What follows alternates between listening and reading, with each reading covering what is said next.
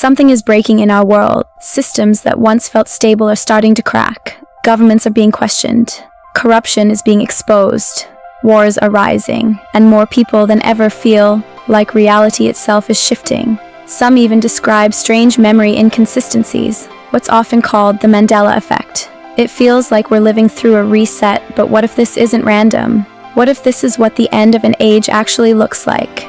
For most of modern history, we've been taught to see time as something that moves in a straight line, forward, always forward, progress building on progress, each generation more advanced than the last. But when you step back and really observe the world, that idea begins to feel incomplete because nature doesn't move in straight lines. It moves in cycles. Day becomes night and night becomes day. The seasons shift from growth to decay and back to growth again.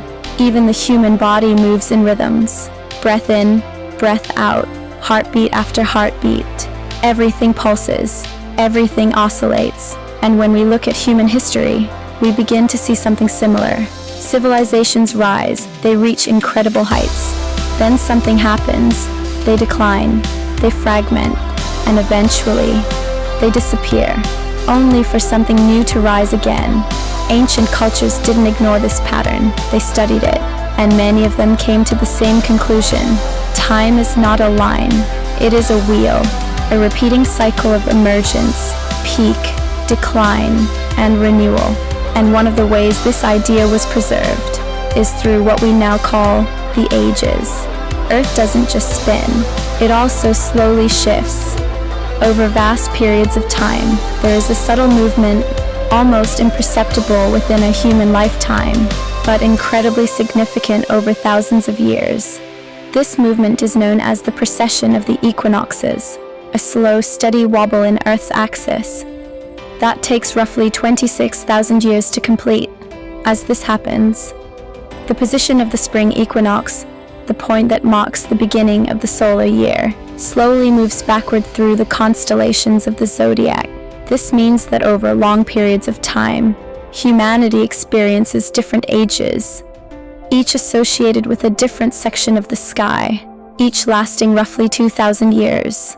And while this is an astronomical process, many traditions believe these ages also reflected changes in human consciousness, not just the sky shifting, but the way we think, the way we organize society, the way we understand reality itself.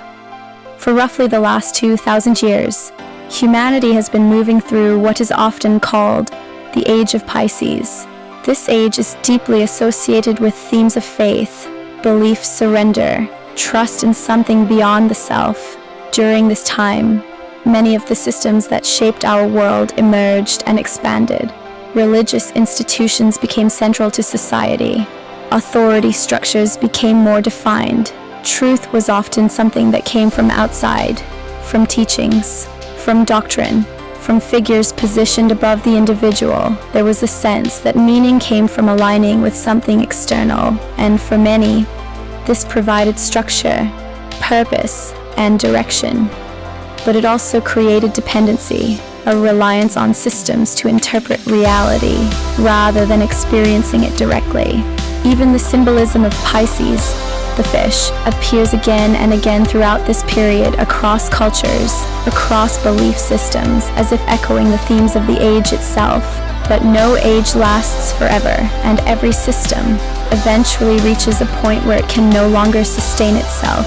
If Pisces was about belief, Aquarius is often described as the age of knowing, not knowledge handed down, but knowledge discovered, experienced, verified internally. The age of Aquarius represents a shift in direction, from looking outward to looking inward, from following authority to questioning it, from hierarchy to networks, from control to access. It is associated with innovation, with breakthroughs, with new ways of thinking that challenge the structures of the past.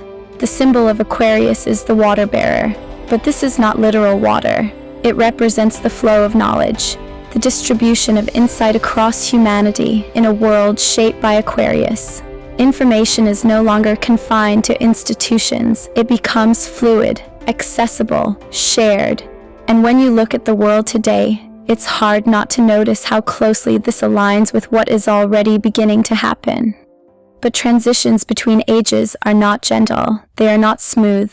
They are often the most unstable points in the cycle, because before something new can emerge, the old must begin to dissolve, and dissolution rarely feels comfortable. It feels like uncertainty, like instability, like everything shifting at once. Structures that once felt permanent begin to weaken. Systems that once seemed unquestionable begin to crack, and what replaces them is not immediately clear. This creates tension, confusion, even fear. But within cycles, this phase is not an error. It is a transition, a necessary space between what was and what is becoming. On a personal level, many people experience something known as the dark night of the soul, a period where everything they once believed begins to fall away. Identity dissolves, certainty disappears, and they are left in a space of not knowing. It can feel like loss, like confusion, like everything is breaking. But often, this is where transformation begins, because when the old structures collapse, something deeper has the opportunity to emerge, a more authentic understanding, a more grounded sense of self. And if individuals go through this process, it raises a profound question. Could humanity, as a whole, be going through something similar? A collective dark night, a phase where the illusions of one age begin to dissolve, so that something new can take form. Across the world, more people are beginning to explore consciousness directly, not through systems, but through experience, meditation, self-inquiry, altered states, a deeper curiosity about the nature of awareness itself. Questions that once belonged to mystics are now being explored by ordinary people. What is consciousness? What is reality? Who am I?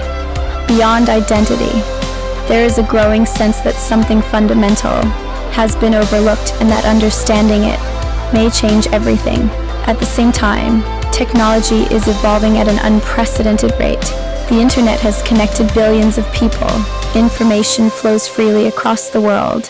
Knowledge that was once hidden is now accessible to anyone with a device. Artificial intelligence is expanding the boundaries of what we can create and understand, and in many ways, this mirrors the themes associated with Aquarius: connection, knowledge, decentralization, a collective intelligence emerging through the network itself. It's important to remain grounded. There is no exact moment when one age ends and another begins. These transitions happen slowly, over long periods of time, so we may not be fully in a new age yet. We may be standing at the threshold, the overlap, where two realities coexist. The old, still present, but the new, beginning to emerge.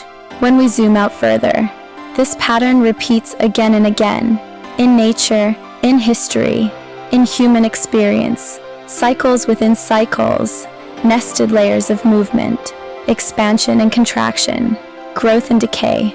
If this pattern holds true, then what we are experiencing now may not be chaos, but rhythm, a movement within a much larger design.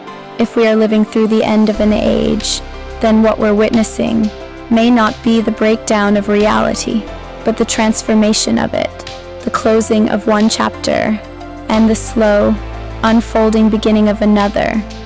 The shift may not be immediate. It may take time, generations even, but something is changing, not just out there, but within us. The question is not just whether a new age is coming. The question is, will we recognize it when it arrives?